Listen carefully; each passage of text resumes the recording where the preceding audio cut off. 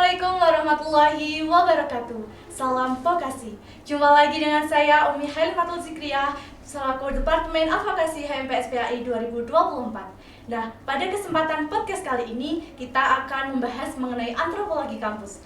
Nah, materi tersebut pastinya sangat menarik dan tak kalah menariknya dengan materi podcast yang sebelumnya. Pastinya teman-teman sudah penasaran sih antropologi kampus di UIN Salatiga itu seperti apa. Nah, pastinya saya di sini tidak sendirian. Saya ditemenin dengan narasumber kita, narasumber yang keren sekali dan pastinya terkenal sekali di UIN Salatiga. Mari kita sapa narasumber kita. Oke, selamat pagi Mas. Pagi Mbak. Oke, terima kasih ya Mas telah meluangkan waktunya untuk hadir dalam vokasi kali ini. Mungkin biar teman-teman lebih kenal dari Mas narasumber bisa memperkenalkan diri terlebih dahulu. Oke, perkenalkan teman-teman semuanya. Saya Miftah Khairuddin. Saya juga mahasiswa pendidikan agama Islam. Di sini juga kebetulan saya menjadi ketua Dema UIN Salatiga. Dan di sini juga saya diundang untuk berdiskusi mengenai apa itu antropologi kampus, terutama di UIN Salatiga. Oke, baik, terima kasih. Gimana teman-teman? Pasti sudah tidak asing lagi kan dengan narasumber kita kali ini. Beliau ini juga salah satu ketua Dema Universitas Negeri Salatiga pastinya. Oke, langsung saja ya Mas, tak usah berlama-lama lagi. Pasti teman-teman sudah penasaran nih dengan antropologi kampus UIN Salatiga itu seperti apa. Nah, memasuki pertanyaan yang pertama nih Mas, apa sih itu antropologi kampus? Oke, kita langsung ke antropologi kampus ya. Mungkin saya sharing saja apa yang saya ketahui. Mungkin masih banyak yang belum saya ketahui. Antropologi kampus sendiri itu secara etimologis adalah anthropos, berasal dari kata anthropos yaitu manusia. Sedangkan logos itu artinya ilmu. Jadi bisa dikatakan antropologi itu adalah ilmu yang mempelajari tentang manusia, berbagai seluk-beluk di dalamnya, mulai dari budaya, struktur sosialnya, keanekaragamannya. Jadi ketika kita berbicara mengenai antropologi kampus, di situ kita mempelajari tentang manusia yang ada di dalam kampus. Apa saja sih budaya? Nah, ini penting bagi teman-teman mahasiswa baru UIN Salatiga. Bagaimana ke depan untuk mengeksplorasi UIN Salatiga ini harus tahu antropologi di UIN Salatiga itu bagaimana sih agar nantinya bisa menyesuaikan kita atau maba ini mau larinya kemana berkembangnya begitu. Oke, itu tadi teman-teman, antropologi kampus itu membahas mengenai pastinya seluk-beluk makhluk yang ada di UIN Salatiga ya Mas ya. Betul. Oke, selanjutnya nih Mas, mengenai omong-omong itu kan slogan UIN Salatiga itu kan Green Wasatiyah Kampus ya Mas. Nah, bisa nggak sih Mas jelasin sedikit sih mengenai slogan itu? Oke, Green Wasatiyah Kampus ya. Green Wasatiyah Kampus ini itu adalah slogan yang dicetuskan oleh Bapak Rektor, Profesor Dr. Zainuddin MAG, rektor kita. Alhamdulillah juga baru kepilih kembali untuk melanjutkan periode di selanjutnya. Green Wasatiyah Kampus ini ada dua lingkup yang ditonjolkan, yaitu tentang lingkungan dan tentang moderasi. Nah, di sini tadi wasatiyah ya? Atau greennya juga? Yang lebih tertekankan mungkin ya kan kita di tengah-tengah era globalisasi saat ini ya Mas, itu penting sekali dalam wasatiyahnya Mas. Oke, kita fokus ke wasatiyahnya ya. Betul. Oke, wasatiyah ini berhubung di Salatiga ini adalah kota toleransi nomor 2 ya, kota toleransi Indonesia. UIN Salatiga ini mencetuskan Green Wasatiyah Kampus, artinya di tengah-tengah, tidak condong ke kanan maupun condong ke kiri, sehingga di UIN Salatiga ini dengan berbagai macam golongan, berbagai macam keanekaragaman yang ada, UIN Salatiga berada di posisi tengah-tengah begitu. Contoh dalam artian kita menghadapi permasalahan itu, kita tidak lantas untuk frontal merespon itu, atau bukan juga kita mengabaikan itu. Kita mengkaji dulu isu yang sedang ada, sehingga kalau sudah matang sikap kita itu bagaimana sehingga bisa di tengah-tengah, tidak terlalu condong ke kanan, tidak terlalu condong ke kiri. Nah, ini kan juga contoh saja dalam hal agama. Islam Wasatiyah dengan keanekaragaman golongan umat Islam di UIN Salatiga ini, di sini kita bisa jadi satu kok gitu. Contoh di kita ada Muhammadiyah, ada Nahdlatul Ulama, ada Persis dan lain sebagainya. Di sini kita menjadi satu dengan berbagai keanekaragaman yang ada. Kita hidup belajar berdampingan harmonis begitu. Kurang lebih untuk contoh Wasatiyah begitu Mbak. Oke, jadi Wasatiyah itu sangat beriringan sekali dengan falsafah kita ya Mas, Bhinneka Tunggal Ika maupun dari Pancasila itu sendiri. Oke, baik. Nah, kira-kira kalau dalam konsep Wasatiyah mahasiswa itu sendiri, apakah sudah menerapkan dengan baik atau malah justru ada diskriminasi antar individu gitu Mas?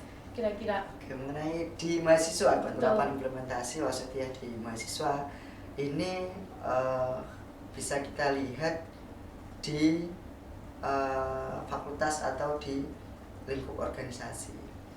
Di sini banyak sekali mahasiswa yang dengan berbagai golongan, kembali lagi hidup berdampingan, apalagi di organisasi dengan background yang berbeda, mereka bersinergi untuk membangun organisasi dan sebagainya.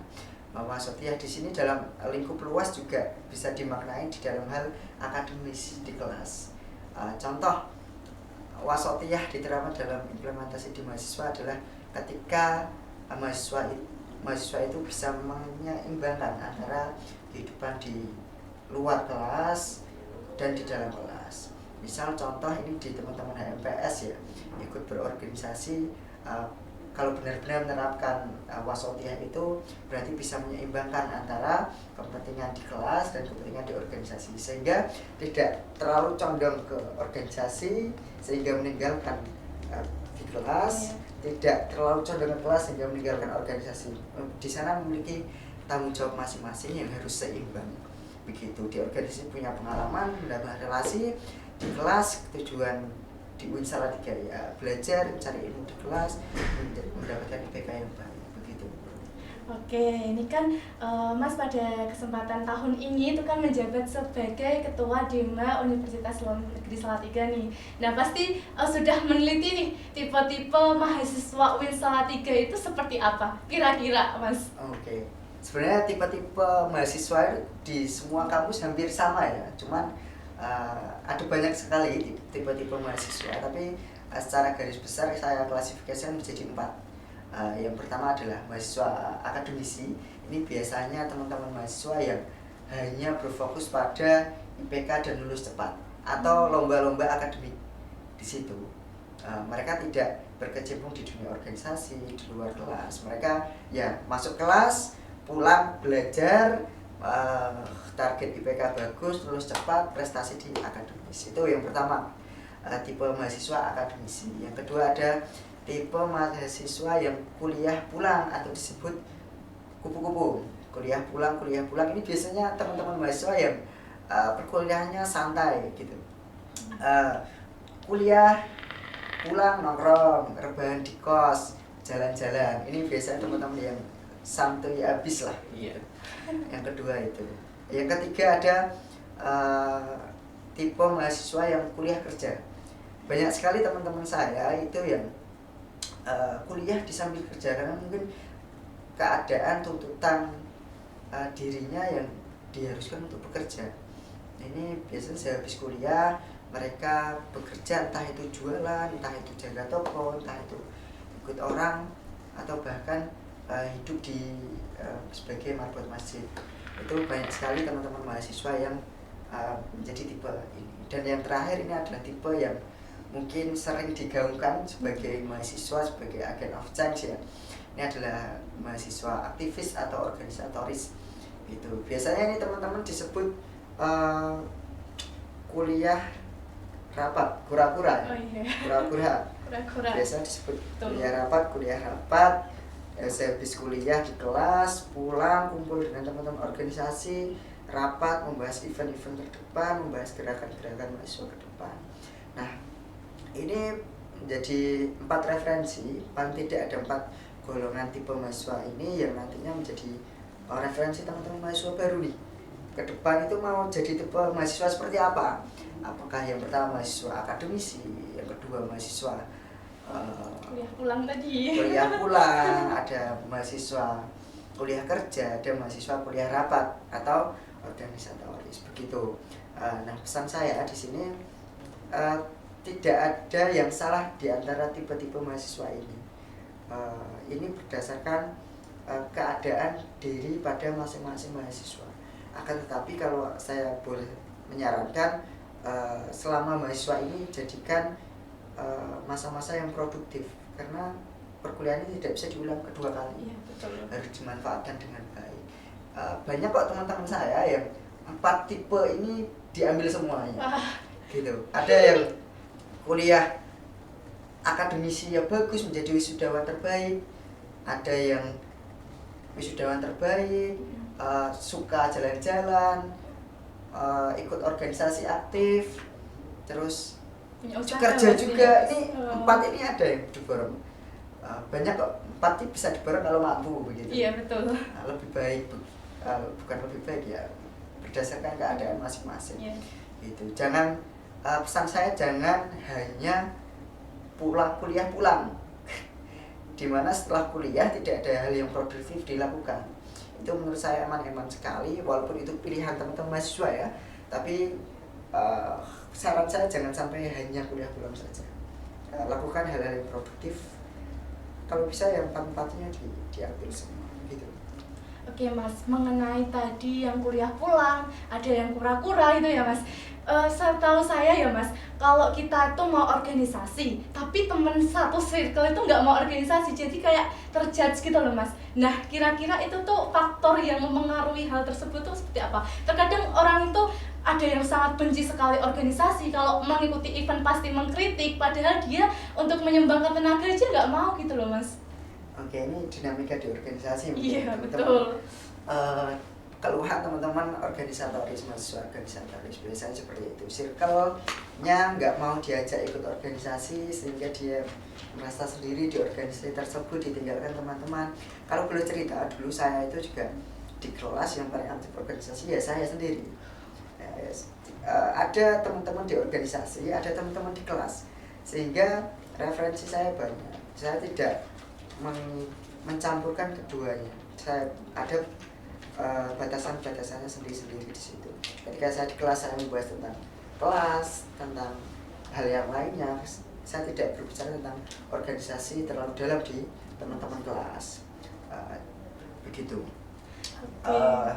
Mungkin tadi apa lagi ya?